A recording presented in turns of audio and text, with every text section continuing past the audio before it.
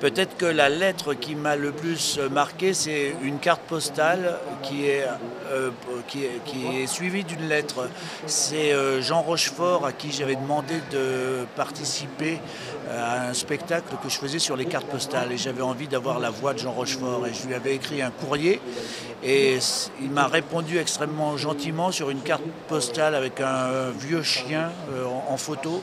Et sa carte postale commençait par Hélas, j'accepte. Et ça, j'avais trouvé ça magnifique. Et elle se terminait par Amitié rurale.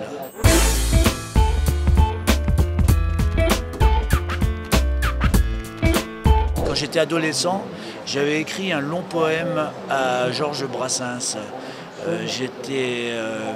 J'avais fini de la recopier, c'était une espèce de chanson que j'avais fini de recopier dans le bistrot en face de l'impasse Florimond où il habitait. Et j'étais allé lui porter, sauf qu'il n'habitait plus là depuis des années et que j'étais assez rassuré qu'il n'habite plus là parce que je ne sais pas ce que je lui aurais raconté. Mais je l'avais écrite et je me dis que si un jour j'avais reçu un petit mot de Brassens me disant j'ai lu vos chansons et j'aimerais bien vous en parler, ça m'aurait intéressé.